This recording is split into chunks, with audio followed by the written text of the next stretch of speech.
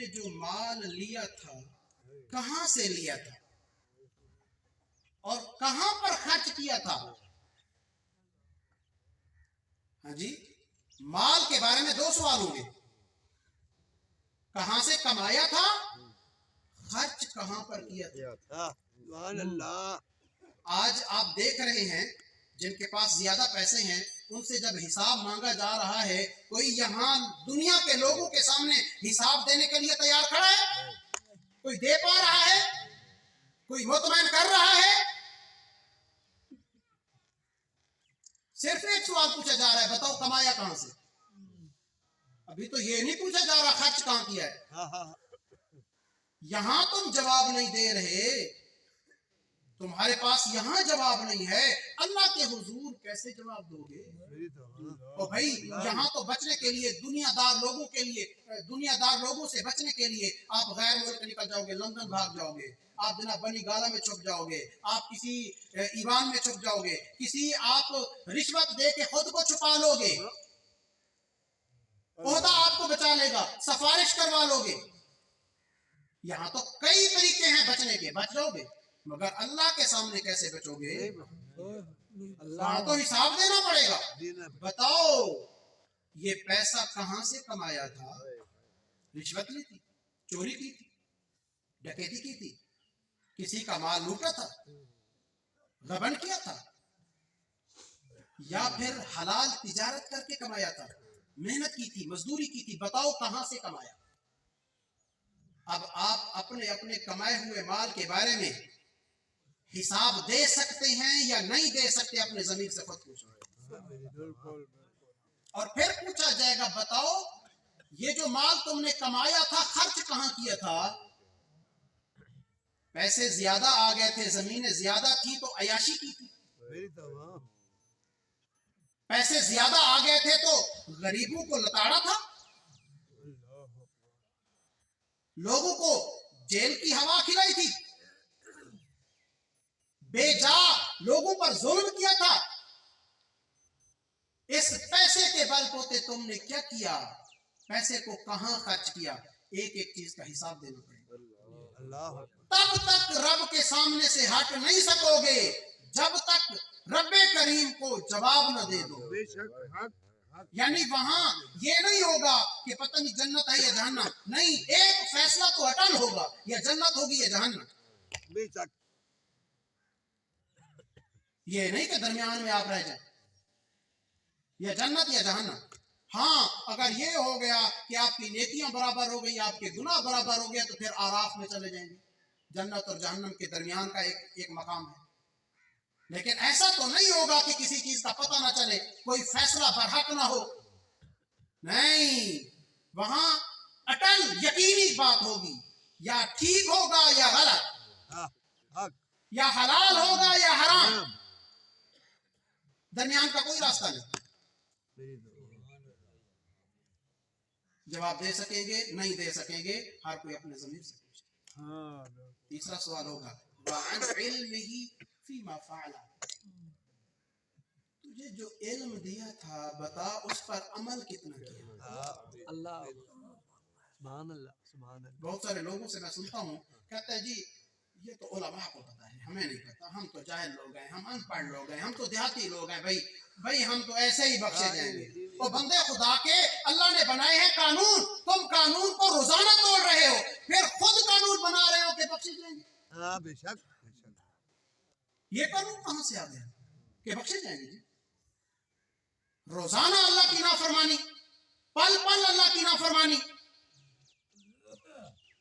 اللہ پوچھے گا تجھے علم دیا تھا تو اس پر کتنا عمل کیا تھا؟ ہاں تمہارے پاس جتنا علم ہے تم سے اتنا پوچھا جائے گا، میرے پاس جتنا علم ہے مجھ سے اتنا پوچھا. بے شک بے شک حق. سوالات میں، جوابات میں، پوچھ گچھ میں تھوڑی کمی پیشی ہے، مگر پوچھا سب سے جائے گا. جانتے آپ بھی ہیں، جانتا میں بھی ہوں. آپ میں سے جتنے لوگ بیٹھے ہیں کوئی بندہ ایک کھڑا ہو کے مجھے بتائے جسے یہ پتا نہ ہو کہ 5 وقت کی نماز فرض ہے. علم ہے نہیں ہے سب کو. अमल कर रहे हैं नहीं कर रहे, खुदा को जवाब देंगे। मैं नहीं पूछने लगा। बेशक मेरी तौबा ये कितने लोग बैठे हैं? अगर किसी एक बंदे को मैं खड़ा करके पूछूं, हाँ भाई आप 5 वक्त की नमाज पढ़ते हैं, बताएं। जब वो खड़ा होके सबके सामने अपना चेहरा दिखा के कहेगा नहीं पढ़ता जी, तो कितनी शर्मिंदगी होती। कितने थोड़े से लोग बैठे हैं। वो कयामत के दिन करोड़ों लोग, अरबों लोग, खरबों लोग होंगे, उनके सामने जब शर्मिंदगी होगी जरा उसका भी तसव्वुर कर लो। मेरी तौबा अल्लाह मेरी सबको पता है 5 वक्त की नमाज फर्ज है। पूछा जाएगा तुझे तो पता था कि 5 वक्त की नमाज फर्ज है, तूने क्यों नहीं पढ़ी? अल्लाह आप में से किसको पता नहीं कि भाई चोरी करना हराम है, हराम जिना करना हराम है, शराब पीना हराम है, झूठ बोलना हराम है, गीबत करना हराम है, सबको पता है। आपको जितना इल्म है उतने पर तो अमल करें ना। बेशक सारे जमींदार लोग बैठे हैं, कितने लोग बैठे होंगे जो ओशर निकालते हैं? हाँ कितने लोग बैठे? तकरीबन सारे नहीं तो आधे लोग ऐसे बैठे होंगे जिनके अकाउंट होंगे बैंक में, पैसे पड़े होंगे। कितने लोग हैं जो ज़कात निकालते? रब ने माल दिया है, रब ने माल दिया है, बेशक तो बेशक रब के नाम पर देने से ये बखीली करता है। अल्लाह मेरी रब ले लेता है। मेरी तौबा अल्लाह मेरी खुशी से दोगे, हाँ सवाब भी लोगे, हाँ लोगे रब की रजा भी लोगे, सुभान अल्लाह अपने माल को भी पाक करोगे। हाँ। नहीं दोगे तो लेने वाला कमजोर नहीं है, सुभान अल्लाह वो ले लेगा।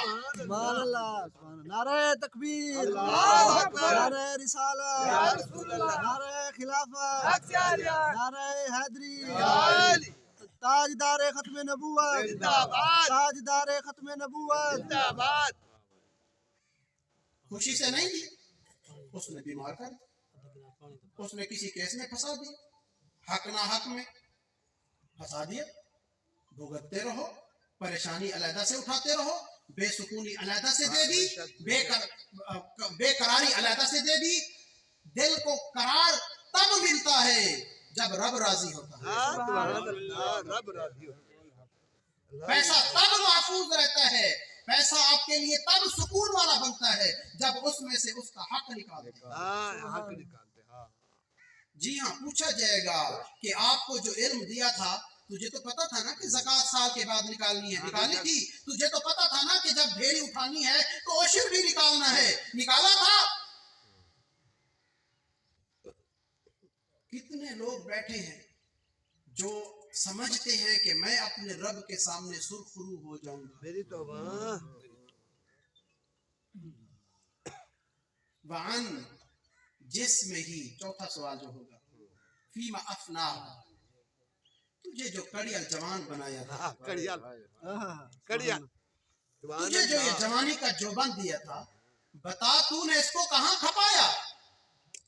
शरारतें करने में, इधर की उधर लगाने में। हाँ मेरी तौबा हाँ जी, सर पे जनाब बांध के सोटा उठा के ऐसे जा रहे हैं जैसे जनाब तुम पता नहीं क्या जिहाद करके मुल्क को फतह कर दोगे। पता चलता है जी साथ वाले हम ऐसे लड़ने जा रहे हैं।